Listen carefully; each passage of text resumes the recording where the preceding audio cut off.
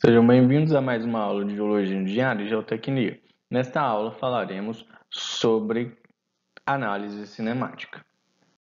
A técnica base para que a gente faça uma análise cinemática, né, é a estereografia. E justamente essa técnica, né, não é desconhecida de vocês, que eu vou fazer só uma rápida revisão, porque imagino que vocês já tenham esbarrado com ela e lá em Geologia Estrutural e tenham feito muito estereograma aí pela vida, né? Bom, e basicamente a estereografia, né, consiste na representação de retas, de planos, enfim, em um único plano, ou seja, em duas dimensões. O bacana dessa técnica é que há a preservação de ângulos das suas relações, né? E essa relação angular vai ser de extrema importância para que a gente faça uma análise cinemática correta, né? Então, isso também permite, né, que todos os problemas que envolvam algum tipo de relação entre linhas, planos e sólidos no espaço, eles podem ser solucionados, né? Então, melhor entendidos de forma mais rápida, justamente por essa preservação de relação angular, né? Então, sempre que a gente está pensando em técnica geométrica, qualquer problema, né, que esteja relacionado com técnica geométrica, a gente consegue resolver aqui com a técnica da estereografia. E basicamente a estereografia vai consistir, né, na projeção da superfície de uma semisfera sobre seu plano equatorial, né, e com um ponto de visualização no polo superior ou inferior. Na geologia, basicamente, a gente está olhando do polo superior, né, sempre que a gente está usando a semisfera, né, ou hemisfério inferior dessa esfera para representação. Para que a gente consiga, né, entender melhor o que é essa questão de semisfera, plano equatorial, enfim, vamos passo a passo para a gente conseguir visualizar, né, essas questões. Bom, aqui nós temos uma esfera, né, aqui a gente tem uma esfera, e agora um plano que corta essa esfera. Mas assim ainda fica difícil da visualização, né? Qual é a relação de fato da esfera e esse plano? E basicamente na projeção, né, estereográfica, o que a gente vai fazer e o que a gente vai considerar é que todo plano e toda reta, né, que a gente tente representar por meio dessa técnica, né, o plano e as retas, eles necessariamente passam pelo centro da esfera, né? Então, dessa maneira, fica um pouco difícil da gente visualizar, né, qual é a relação entre esfera e o plano, mesmo que a gente saiba que esse plano está passando pelo centro da esfera. Então, agora nessa área achurada é de fato a área de interseção, né? É o plano de interseção, né, entre a esfera e esse plano que está cortando a esfera. E nesse caso, né, essa circunferência que é resultante da interseção da esfera com o plano, né, para a gente aqui vai ser dito como grande círculo, né? Então, qualquer plano que seja representado qualquer plano na historiografia vai ser representado por meio, né, de grandes círculos. Então, agora, né, achurado em vermelho, a gente tem de fato o plano equatorial, né, que é o meio da esfera ali. O plano equatorial é como se fosse o equador mesmo, né? Ele está cortando a esfera em dois hemisférios. Então, ainda quando a gente continua analisando isso, né, de repente a gente tem a situação, o plano de interseção entre os dois elementos, e em verde é a linha de interseção, né, entre este plano e o plano equatorial. Ok? Então, de certa maneira, isso já nos orienta a uma questão, né? Sei bem que vocês conhecem, né? Estão no final do curso, estão quase geólogas. Então, a gente sabe que esse plano, a gente consegue fazer uma relação direta, né, essa linha verde, né, essa reta verde, é a reta, né, que indica a direção do plano. Lembrando que um plano ele é representado, né, por duas retas. Uma que vai representar a direção do plano e a outra que vai representar o rumo, né, ou a reta de máximo declive, que é o sentido de mergulho, né, que está representando o mergulho. Bom, mas nesse caso, essa linha verde representa a direção do plano. Bom, então vamos seguir. Agora, né, a gente tem o plano, a gente tem um semiplano na realidade, porque de fato agora a gente está trabalhando com a semisfera inferior, ou seja, né, o hemisfério inferior dessa esfera. Então aqui a gente consegue ver o plano e a nossa linha de interseção aí representando a direção do plano. Agora sim, a gente tem a representação do plano, aquele lá do começo, né? E o nosso plano equatorial. Aqui é o plano equatorial, né? A semisfera inferior e assim é aqui a nossa linha de interseção. A gente vai ver mais para frente que a linha de interseção em si, ela não é tão importante, que de fato o que vai nos auxiliar para que façamos todas a análise com base nas relações angulares são as projeções, né, as projeções sobre o plano equatorial, né, das linhas de interseção entre as retas e a esfera e o plano e a esfera. Né? Então aqui é só mais uma vez para a gente ressaltar o plano equatorial. Bom, e o que representa isso agora, né?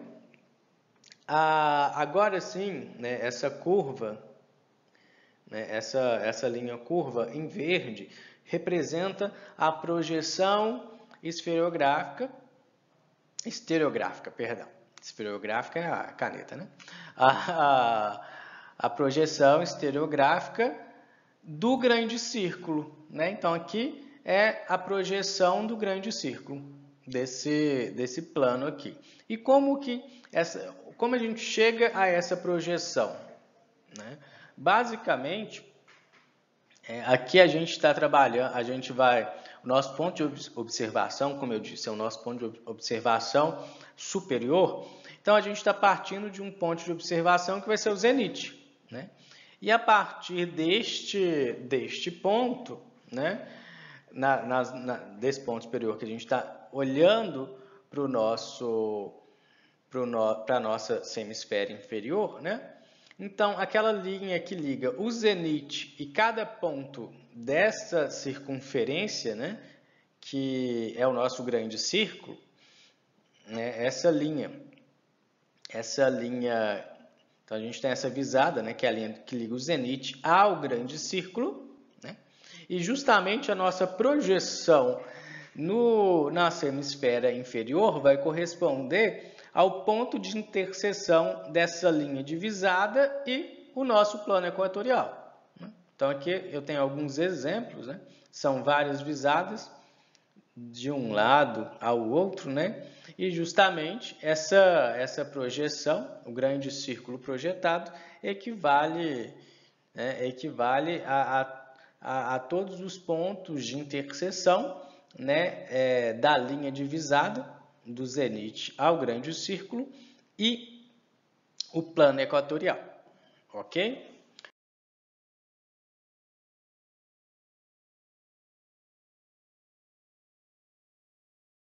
Seguindo ainda, o que a gente tem é o seguinte, a gente sabe que existe um outro elemento, né, que a gente pode trabalhar bastante e nos ajuda a simplificar a análise quando a gente está trabalhando com planos, que é o polo desse plano, né, que representa uma reta perpendicular ao plano. Então, aqui, em tracejado, a gente tem, né, a normal desse plano aqui e, obviamente, que a interseção dessa normal, né, dessa reta, que é perpendicular ao plano, e a esfera é um ponto. E de maneira similar, né, a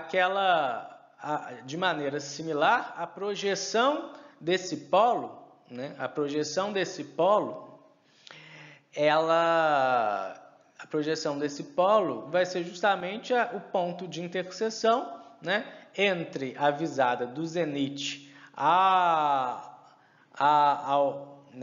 ponto em que a nossa normal, né,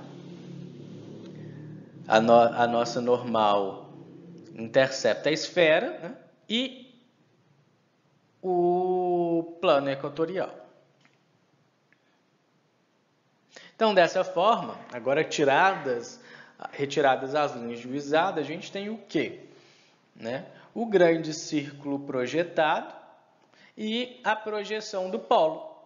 Né? Então, essa é a projeção do polo. Né? Então, o que a gente tem aqui? O plano e sua normal. Ok? E agora, então aqui a gente já tem, né, essa representação em 2D. E agora a gente vai olhar de fato para ver como que fica essa projeção. E aqui a gente tem, né, o plano equatorial visto de cima. O grande círculo que representa o nosso plano e o ponto que é o polo, né, desse plano aqui. Bom, então, de modo geral, a gente já consegue ver uma coisa, né? Que as linhas na estereografia, né, serão representadas por pontos. E os planos serão representados por linhas, né? E que a sua representação é chamada de grande círculo.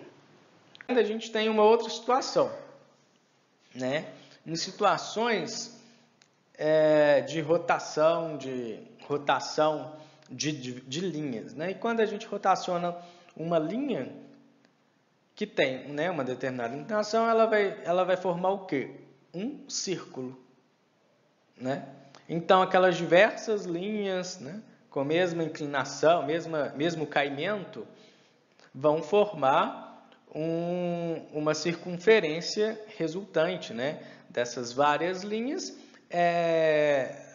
e a esfera interceptada. E da mesma maneira, as linhas que ligam o zenite, né, e esses pequenos círculos, quando interceptam um plano equatorial, vão nos gerar, né, esses pequenos círculos projetados, como a gente pode ver aqui em verde-limão. A gente também entende que os cones serão representados por, né, esses círculos, essas circunferências que são ditas pequenos círculos. E agora vem uma questão, né? Ok, zenite, projeção, mas como a gente de fato vai, né, fazer para projetar e representar, né? Qual é o instrumento que vai nos ajudar a fazer essas diversas projeções? Bom, né, o instrumento que nós vamos utilizar é o diagrama de Schmidt-Lambert, né, que é isso, que é a representação, como a gente pode ver, né, é a representação da nossa semisfera inferior. E como que isso aqui foi construído, né? O que significa isso? Bom, aqui nós temos a nossa semisfera inferior, né? Da mesma maneira que eu mostrei nos slides anteriores. Então, pensando no plano equatorial, né, como um plano horizontal, né, quando a gente o plano horizontal e é só com a bússola horizontalizada que a gente consegue, né, de fato orientar em relação ao norte. Então a gente vai usar este plano horizontal, né, para nos orientar em relação ao norte.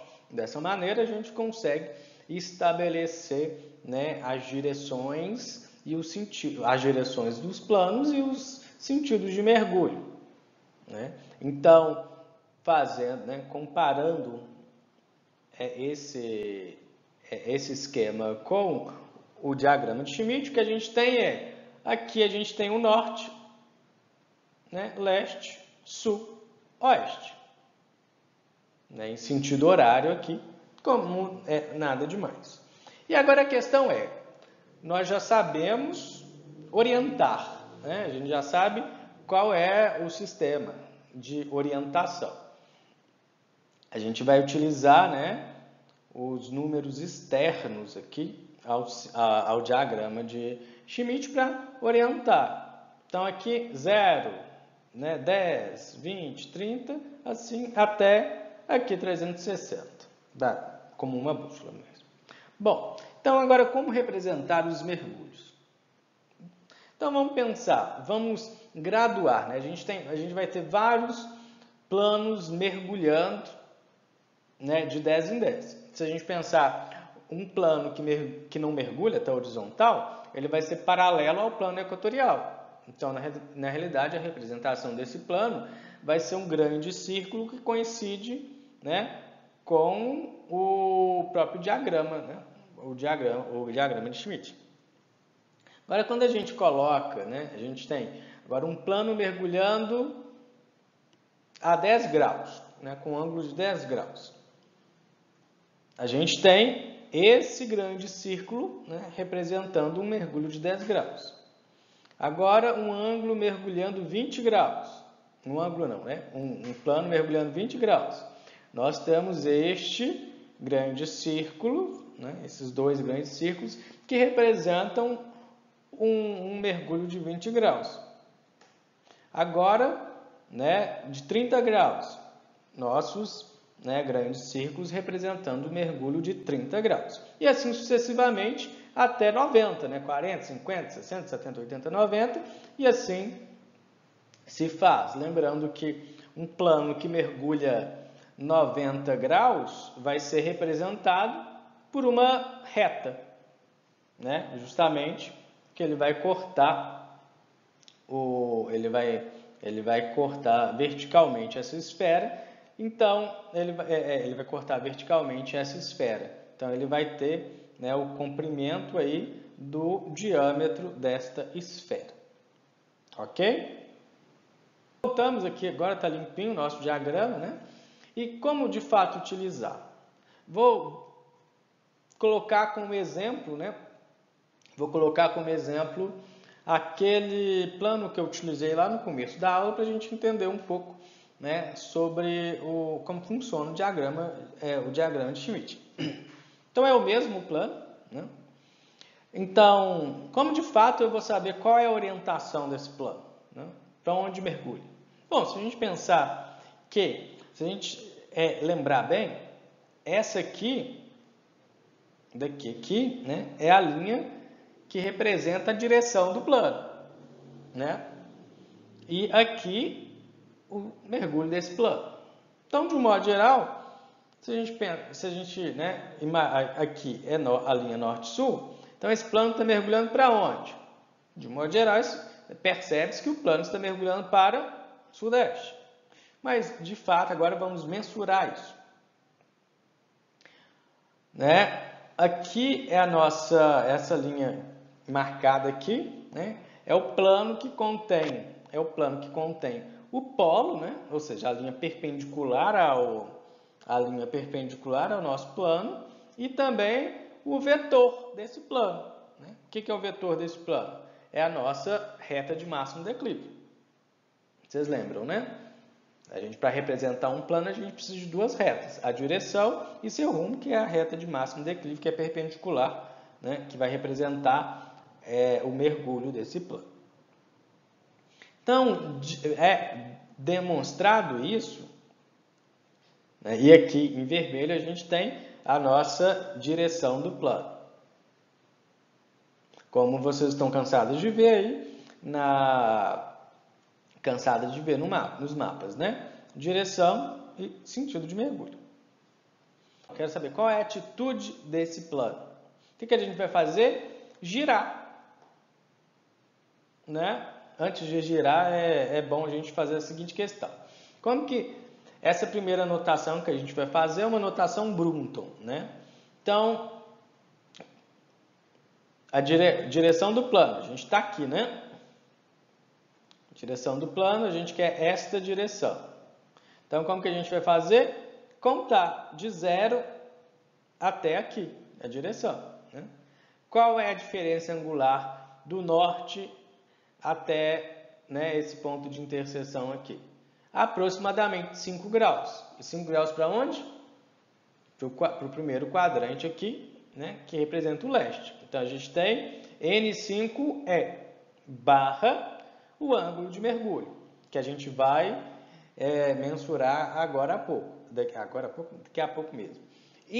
Mas a gente já pode adiantar o seguinte. Então, onde que está mergulhando esse plano? Né? Olha, ele não está mergulhando para cá? Então, o vetor do meu plano já está indicando. Ele está mergulhando onde? Para sudeste. Então, eu já coloquei sudeste para adiantar. E agora, para a gente conseguir, né, analisar e identificar qual é o ângulo de mergulho desse plano, o que a gente vai fazer? A gente vai girar, né, nossa representação até o eixo norte-sul. E agora, a partir, né, do eixo leste-oeste, a gente começa a contar, daquele jeito que eu mostrei, né? 0, 10, 20, 30, 40, 50, 60, 70. Significa dizer que o seu plano mergulha 70 graus. Então, aqui tem a nossa notação completa, né? A atitude desse plano é qual? N5E barra 70 SE. E qual seria a notação né, a atitude desse plano na notação tipo clar? Bom, aqui está a representação do plano vertical, que contém, né, a reta normal ao plano e também a reta de máximo declive desse plano, que é o vetor, né, que é o vetor do plano. Então, aqui já está me representando o quê? O sentido, né, o sentido de mergulho do meu plano. Então, como que a gente vai fazer aqui? Contar. 0, 10, 20, né? Aqui 90. E mais ou menos 5, né? Então, aqui vai ser 95. Então, a primeira medida é o quê? 95. É justamente que aqui a gente não identificou que o plano mergulha para sudeste. Ok, né? Então, 95 está no quadrante sudeste. E agora, para determinar o ângulo de mergulho desse plano, o que a gente vai fazer? A mesma coisa. A gente volta, né, e conta. Como é o mesmo plano, a gente já sabe que o ângulo de mergulho é de 70. Né? A gente volta e conta novamente. De 0, né, aqui representa o grande círculo de 70. Bom, notação clara 95, 70, que representa o quê? O sentido de mergulho e o ângulo de mergulho. E na notação Brunton a gente tem o quê? A direção do plano, o ângulo de mergulho e o sentido de mergulho. Ok? Então, vamos exercitar esse cérebro e vamos pensar o seguinte. Como que a gente vai representar uma diáclise de atitude 225-30? Né? Pensando que 225 é o quê? Sentido de mergulho e o 30 é o ângulo de mergulho. Bora lá. Então, para que a gente, né, consiga representar os planos e as retas, e no caso do nosso plano 225/30, a gente vai precisar do nosso diagrama de Schmidt impresso. Então aqui já está bonitinho para facilitar a vida, né? Norte, né? Indicando o norte, 90, 180, 270. Tudo bonitinho. Só que a gente também vai precisar, para a gente não rabiscar, né? E para ficar fácil de, como vocês viram, ficar girando, né, o nosso plano representado, a gente vai utilizar um overlay. né? Pode ser um papel vegetal, pode ser um papel transparente que você possa escrever com caneta, enfim, com um alfinetinho, né? Uma presilhazinha, para que você possa girar o papel, né? O overlay, e ele não saia do centro ali e não atrapalhe a sua análise. Tendo o overlay, né? Vamos colocar o overlay direito. E a primeira coisa que a gente vai fazer é fazer um círculo, né? Para poder limitar o nosso universo de análise. Fiz o nosso círculo, depois marquei o norte, porque afinal de contas, sempre a gente vai ter que voltar, né, para fazer as diversas análises. Porque o procedimento estou ensinando para um plano, mas às vezes são vários e a gente vai utilizar o mesmo overlay diversas vezes, né, para análise quando tivermos muitas estruturas aí. Ok? Então, primeira coisa que a gente vai fazer é, se a nossa notação é clara, eu já quero direto o sentido de mergulho, que é qual? 225. Então, do norte, né, no sentido horário, a gente conta, né, 180 e aqui marquei 225. Então, tendo marcado, né, o nosso 225, o que a gente vai fazer agora? Girar o nosso overlay até o eixo leste-oeste. Pode ser qualquer um dos lados, tá? Mas desde que seja, pode ser para 270 para 90, mas obviamente que se 270 está mais perto, é mais rápido levar para 270, mas bora lá. Então, a gente vai girar para o eixo leste-oeste e a partir de então a gente começa a contar, né? Qual que é o ângulo de mergulho? 30. Então, vamos lá. 10, 20, 30. Né? Marcamos o 30 aí. O que a gente faz agora? Para representar o nosso plano, a gente vai traçar em cima desse grande círculo aqui que representa o ângulo, né? O ângulo de mergulho de 30 graus. Então, traçamos o nosso grande círculo que representa, né, um plano de atitude 225,30. E agora, a gente pode voltar ele para o lugar, para o norte. E antes de voltar para o norte, eu aproveitei e já marquei o polo, que representa, né, nossa reta normal ao plano aí. E a gente sabe que é uma reta que é perpendicular, então essa reta vai pertencer ao mesmo plano que está o vetor, ou seja, a reta de máximo declive. Então, se elas estão a 90 graus, basta eu contar a partir, né, do vetor, que representa o plano, 90 graus. E aqui eu já marquei o polo do nosso plano. Que também, muitas vezes, para simplificar a análise, né, as informações são representadas somente por meio de seus polos, sobretudo quando se tem um número grande de informações. E agora sim a gente pode voltar para o norte, para o lugar do norte. E, né, aqui a gente tem a nossa representação do nosso plano 225,30 e o seu polo. E agora eu tirei o meu overlay, né, lá em cima da rede Schmidt, e é o que eu tenho, né, representação do nosso plano 225,30. Bom, e vamos fazer o seguinte, né, para não ficar muito grande a aula, a gente vai dar uma pausa aqui e a gente entra de fato com a análise cinemática na segunda parte da aula.